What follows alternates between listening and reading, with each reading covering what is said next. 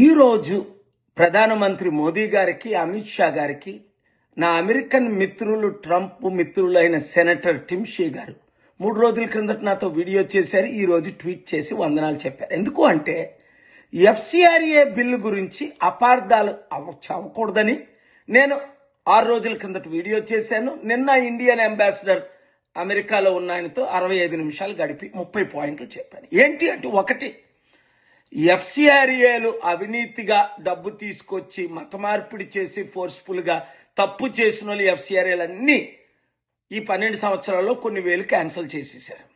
అందులో మంచివారైన mother Teresa లాంటివి కూడా క్యాన్సిల్ చేశారు మోదీ గారు. ఒకటి. 2, ఎవరైనా ఫండ్స్ మిస్యూజ్ చేస్తే తగిన శిక్ష వారికి ఇవ్వండి.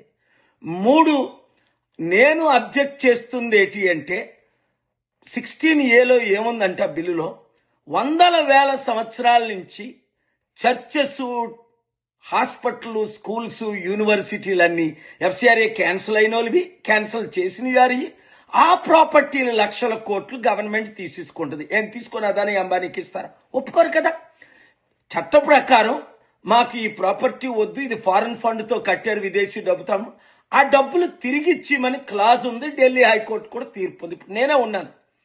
37 సంవత్సరాలు నా సొంత కష్టార్జితో రూపాయి 200 దేశాల్లో ఏ క్రిస్టియన్ చర్చెస్ ధర, ముస్లిం మాస్క్ ధర తీసుకోకుండా ఒక యాక్టర్ ఎలా సంపాదిస్తాడో అలా సంపాదించింది ₹1,00,000 నా పేరు ఉంచుకోకుండా లక్షల కోట్లు ప్రపంచానికి దానం చేసి లక్షల అనాథుల వితంతులను కాపాడుకున్నాను. ఒక్కరిని కన్వర్ట్ చేయలేదు. సరికదా తిరుపతి ఆస్తులు దోచుకుంటానంటే నేను చాలా అబ్జెక్ట్ చేశాను.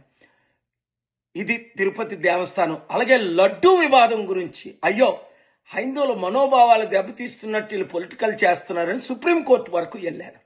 కత్తి మహేష్ అని కరోనా టైంలో రాముడు కరోనా ప్రీడ్ అంటే అప్పుడు అంజనీ కుమార్ యాదవ్ గారితో మాట్లాడినప్పుడు ఆయన అడిగితే ఎస్, ఇలాంటి వాళ్ళు పనిష్ చేయాలన్నాను. ఎందుకు అంటే ఇతర దేవతలు దూషించకూడదు. నేను ఎప్పుడు దూషించలేదు ఎవరిని ఫోర్స్ఫుల్ గా కానీ, ఏ విధంగా నేను ఒక్కరిని కూడా హిందువుని కానీ, ముస్లింని కానీ, క్రిస్టియన్ చేయలేదు. సేవలు చేశాం మదర్ తెరీసాలాగా. ఇప్పుడు మా యాసెట్లు నా సొంత డబ్బుతో నేను పెట్టిన మదర్ తెరీసా అవి మేము తీసేసుకుంటాం గవర్నమెంట్ అంటే ఎవరు సహించరు దాన్ని. ఏ దేశము సహించరు. ఈ చట్ట ప్రకారం, ఢిల్లీ హైకోర్టు ప్రకారం, ఎఫ్సిఆర్ఏ చట్ట ప్రకారం ఆ ప్రాపర్టీలు తీసుకోకూడదు. అది లూటింగ్ అంటారు. జోర్ జబర్దస్త్ గా రేప్ చేయడం ఎలాగో అలా దాన్ని కరెక్ట్ చేయండి అని అమిత్ షా గారికి, మోదీ గారికి, పెద్దలు నేను రిక్వెస్ట్ చేశాను. ఇక్కడి నుంచి ఆ విదేశాల నుంచి అందరు రిక్వెస్ట్ చేశారు. ఇండియాలో ఉన్న వారు అందరూ రిక్వెస్ట్ చేశారు. ఇప్పుడు బాబా రామ్దేవ్ ఉన్నాడు. 1,00,000 కోట్లకి ఎక్కడొచ్చింది ఆయనకి? ఎలాగ గురువులు, ఇది క్రిస్టియన్ల అవినీతులు అయితే ఇతరులు కూడా కొంతమంది అవినీతి చేస్తున్నారు కదా. అవినీతి చేసిన వాళ్ళు ఎవరైనా సరే చట్టపరంగా వారిని శిక్షించండి. 1 సంవత్సరం జైలు, 10 సంవత్సరాలు ఇవ్వండి. ఎక్కడి నుంచి డబ్బులు వస్తున్నాయి, ఎలా మానిటర్ చేస్తాను కంపల్సరీగా చేయాలి. మీకు దగ్గర ఆడిట్లు ఉన్నాయి. అలాగని మంచి చేసేవారి కూడా క్యాన్సిల్ చేసి రెస్టోర్ చేయమని నేను రిక్వెస్ట్ చేస్తున్నాను.